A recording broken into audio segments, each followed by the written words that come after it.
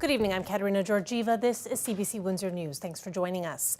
Tonight, workers at a local tool and die company are worried. They believe equipment is being moved from their factory to one in the United States, all as Canada braces for the impact of tariffs this week. Pratush Thayal has more. At Titan Tool and Die, members from Unifor Local 195 are blocking the path of a truck they say contains parts being shipped to Michigan. The union members said this is the impact of Trump's tariffs. And in the union's opinion and in our opinion, they are our job, they are Canadian job, and those jobs, they will be here and they're going to stay here, and we're not going to allow anybody to take our jobs. They are ours and they will be staying here in Canada. Those working on the floor worry, saying they're worried that removing these parts could mean job loss down the line. The auto kitting jobs are tariff related. The impact will be layoffs for sure. If we lose all the auto kitting jobs, that will cause us to have some layoffs for sure. Union members say they will stand their ground until the issue is resolved. On Monday evening, the parts were taken off the truck. CBC has reached out to the company for a comment. Pratush Thayal, CBC News, Windsor. Starting tomorrow, changes are coming to how the city picks up your trash. CBC's Dawson Chen breaks down the nitty-gritty. Get used to the sight of these garbage trucks. Waste collection in Windsor is going to be different starting April 1st, thanks to the city's new contracted service provider, Miller Waste. Along with new equipment, the curbside pickup schedule is changing. Your collection day will be 1 day later than previously scheduled, says company president Joe Johnson. The schedule changes. It used to be from Monday to Thursday, now it'll be from Tuesday to Friday. We've got brand new trucks, of course, brand new staff, hired 40 positions to support the ratepayers and the residents of City of Windsor. And everything does look bright and shiny on day one. It does change when everybody springs into action. We're looking forward to springing into action there. Along with the 40 new employees and a fleet of around 20 new vehicles, Miller Waste invested in renovating a base of operations in Windsor's West End. Johnson says some of the new workers came from the previous service provider. Jim Leather, the city's manager of environmental services, says collection of recyclables will be unchanged. Schedule change is essentially just trying to line up all of our services onto the same day. One of the big benefits residents will notice with the schedule change is that they'll no longer experience the holiday pushback. So it just allows the residents to have one single day that they really need to worry about. Typically when we had those pushbacks, we'd see people either forgetting to put it out or putting it out a day early. And we're trying to eliminate frustrations for the residents. Blair MacArthur, co-owner of Miller Waste, says they serve around 50 communities across the country, and the company has remained in Canadian hands since its founding in 1961. Let's just take what proudly Canadian really means. Ownership. Ownership of Miller Waste is owned by two families. We're both Canadian. We are totally committed to building the strongest, best company in waste management in Ontario and in Canada. And we're proud to call it Canadian-owned, 100%. Miller Waste plans on hiring 25 more Windsor employees in October when the city begins its Green Bin program for collection of yard waste and household organic materials. Dawson Chen, CBC News, Windsor. Measles. The disease has been spreading across Ontario with more than 30 cases popping up in Windsor, Essex in recent weeks. Now, whenever an exposure happens, the health unit gives direction to people potentially affected. Now, this could mean that you might be asked to give your child a measles shot earlier than planned. So this might raise some questions for families, but let me explain. In cases of an exposure at a school, for example, a child with a single dose of the measles vaccine might be asked to get a second dose sooner than planned. And anybody who has never had the measles shot or has never had measles might be asked to get their first dose earlier than planned as well, within 72 hours of that exposure. Otherwise, the health unit might direct them to stay away from school for 21 days. So what does this mean if you've got a child under the age of 1 at a daycare, for example, and they've been exposed?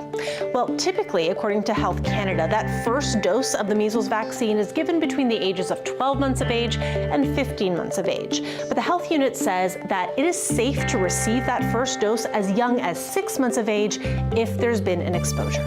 So what do you do if you have a child that is fully up to date with their shots, with that single dose of the measles vaccine, and they are dealing with an exposure?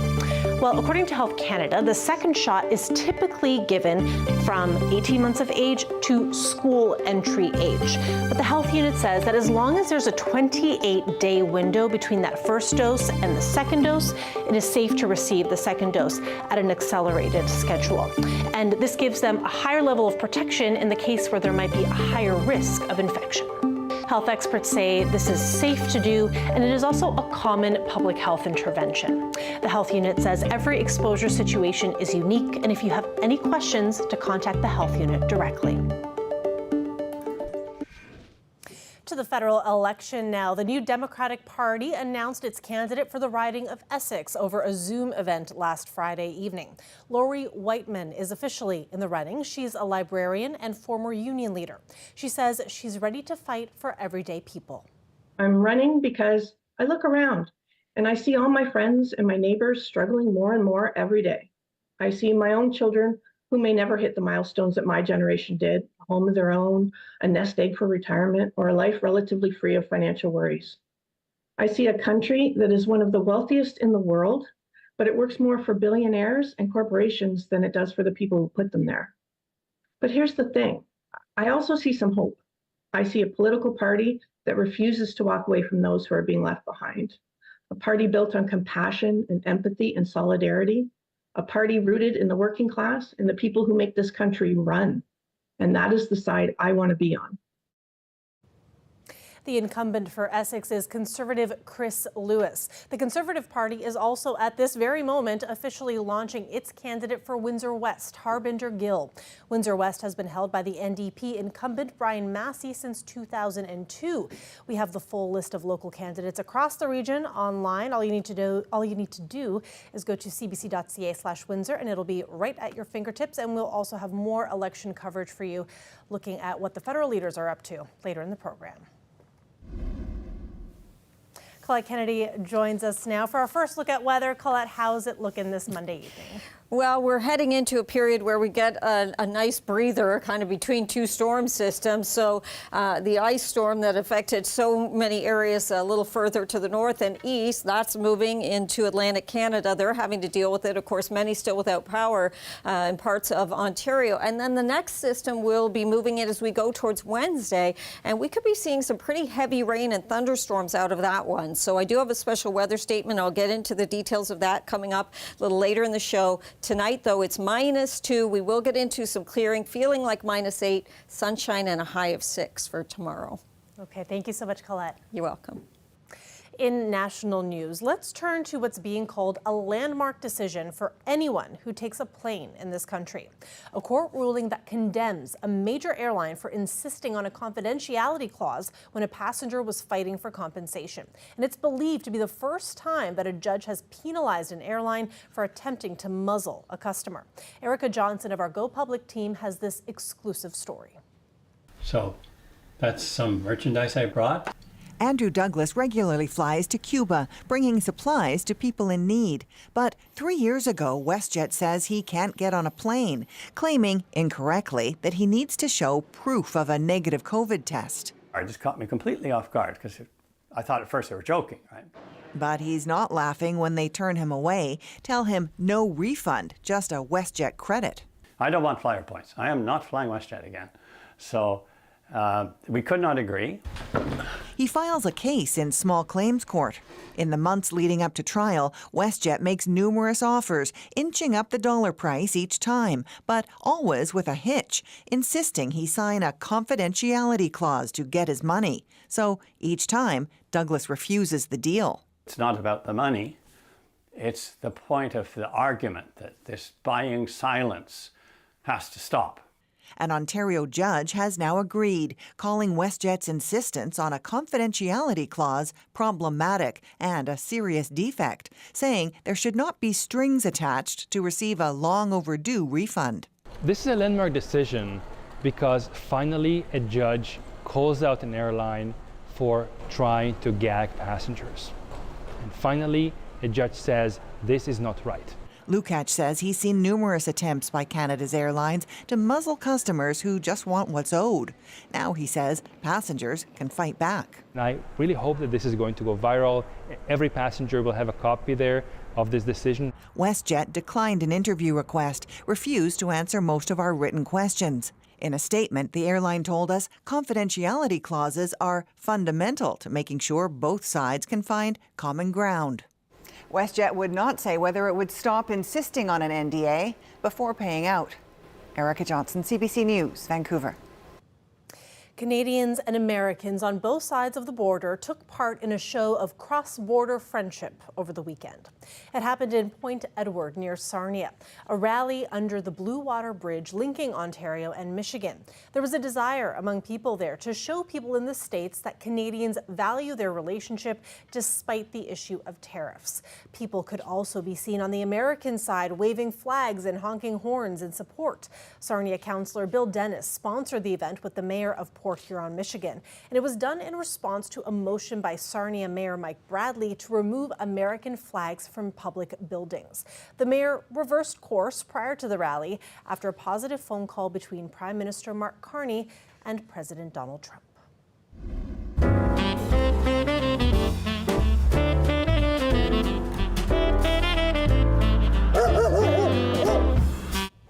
Some of you may remember this very sweet video from December. Keisha and her peekaboo fence brought a lot of joy to people in her South Windsor neighborhood.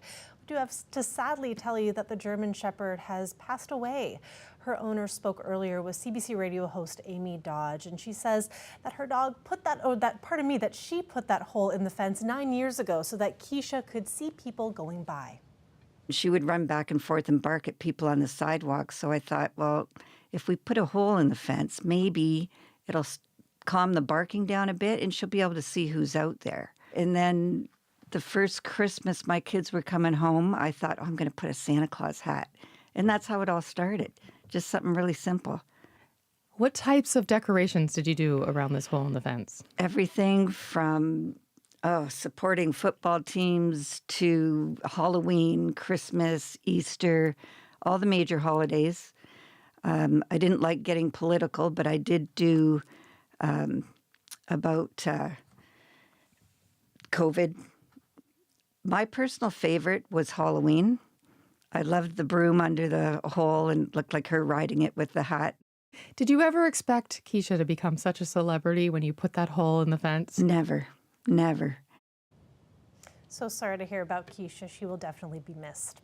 Next, we do have a dog story of a different kind. We want to tell you about a local guy whose love of pups led to a business cleaning up after them, and he really doesn't mind doing the dirty work.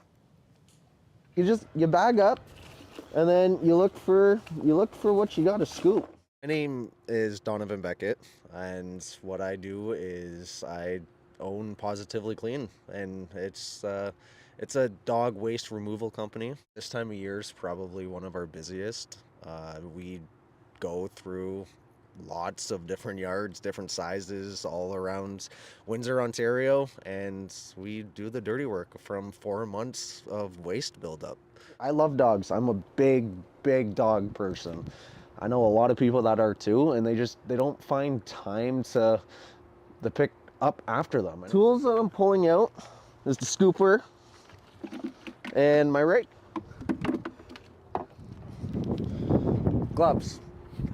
The other key factor into this. I have a good idea. Assessing the damage would be more for yourself because you're gonna walk into something that you probably have not seen before. So the reasoning I started this was one day I was just picking up after my own dogs, and I thought, I wonder how many people don't like doing this.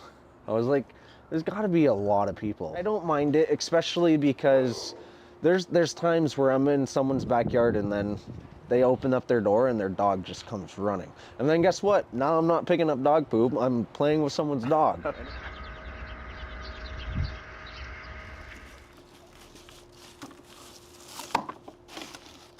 And you're on to the next bag. A live look outside there, and we do have a special weather statement in effect. Lots of rain coming midweek. Colette mentioned that earlier, and she will be back on the program later on to tell us more about that. But first, when we come back after the break, as promised, more federal election coverage at the national level. Stay with us.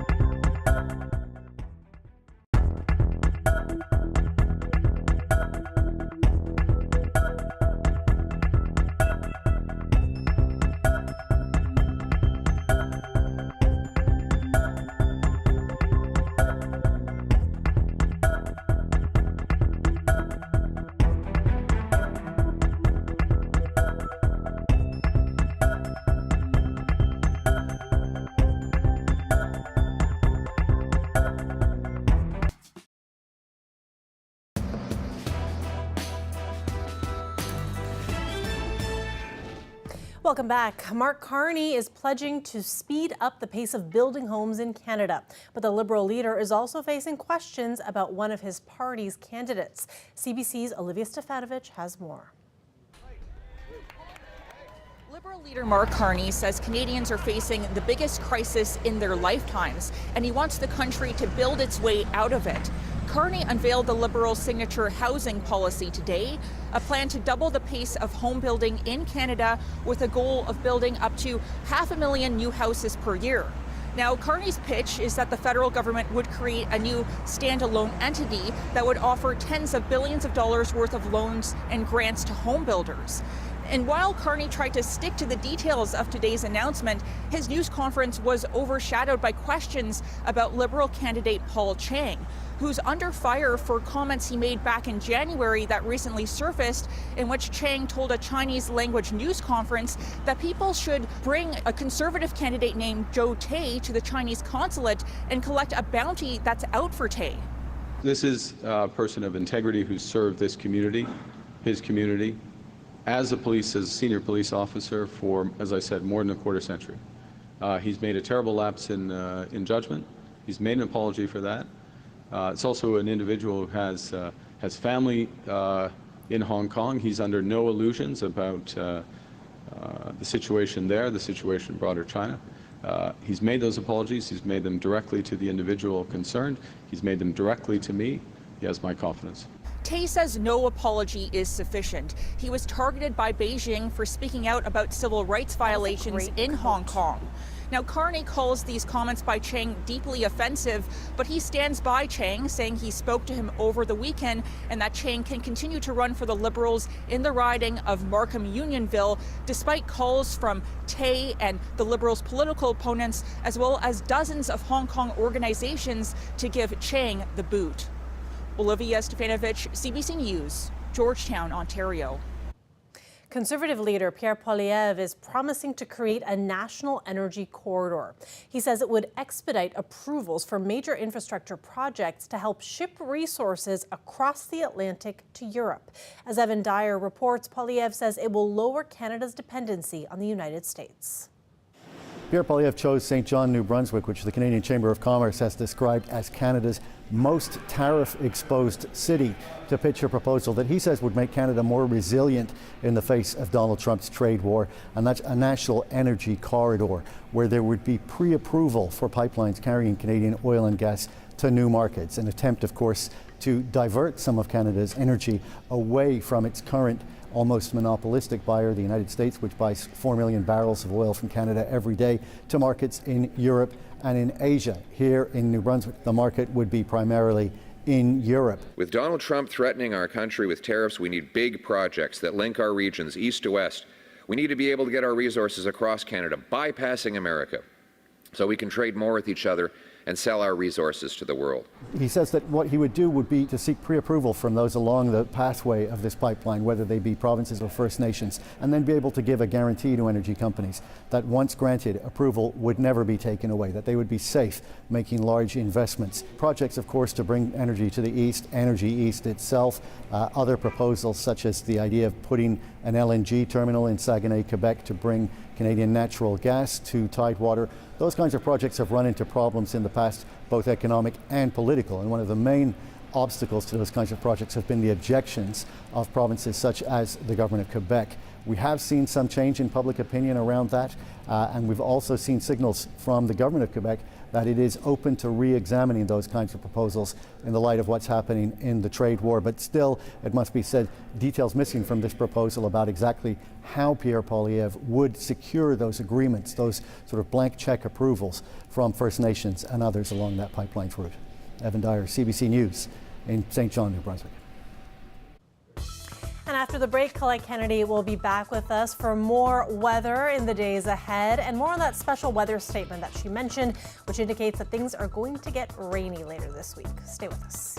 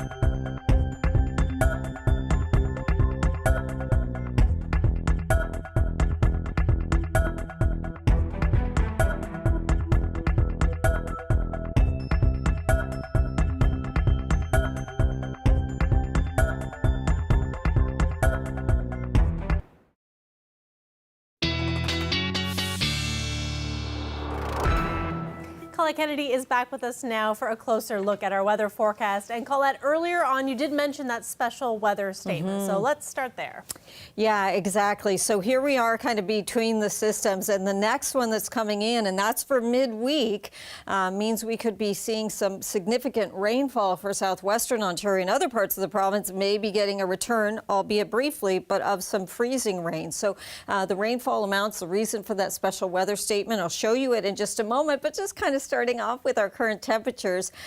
Much earlier in the day, we were at 12 degrees, and then the temperature just kind of falling right through the period. So we're sitting at 6 now. I mean, that's not terrible, but it's just not where we were at 18 degrees through yesterday.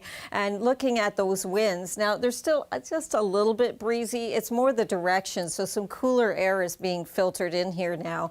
We'll find those winds kind of letting up towards tomorrow morning. We've got some cloud cover to still deal with. We'll get into more gradual clearing, a ridge of high pressure building in, and that's going to bring us sunshine for tomorrow. So really pleasant day in terms of getting some of that sun, and we can sort of relax with that before this next system moves in. And that's why we have this special weather statement for that amount of rain. So 30, 40, perhaps 50 millimeters of rainfall or more, especially with some embedded thunderstorms. So we could locally have some heavier amounts, perhaps even the risk for some severe weather along that frontal boundary. So this is into Wednesday. I can time it all out for you. We may get into some rainfall warnings as it gets closer, or perhaps a return, like we were seeing through yesterday, of some active weather warnings for severe thunderstorms. So looking ahead through the cloud cover, how that's breaking up as we go through the night and into our Tuesday. That's that high pressure bringing the quieter conditions until this next system. So a brief burst of some flurries or light wet snow, that's possible first. That's kind of through the overnight Tuesday into early Wednesday, then a break, then some heavier rain towards about midday. Next batch kind of goes to the north of us, and then here comes this line of storms. The timing on this could still change, obviously, but that looks like into the evening hours where we could get some of that heavier rain and perhaps becoming a little more dramatic with some lightning in there, and we'll see how strong those cells are as they develop. Our winds, though, I said they're kind of easing up as we go towards tomorrow, but I do want you to know that they're then going to ramp back up again as this comes in. This next one moves into Wednesday. -2 tonight is going to feel more like -8. 6 tomorrow. We do warm up, but that's part of the reason we could see some of these storms be a bit stronger. Yeah, it's springtime in full swing. Here we go, right? Yep. Yeah, thanks so much, and thanks everybody for watching. We'll see you tomorrow. Good night.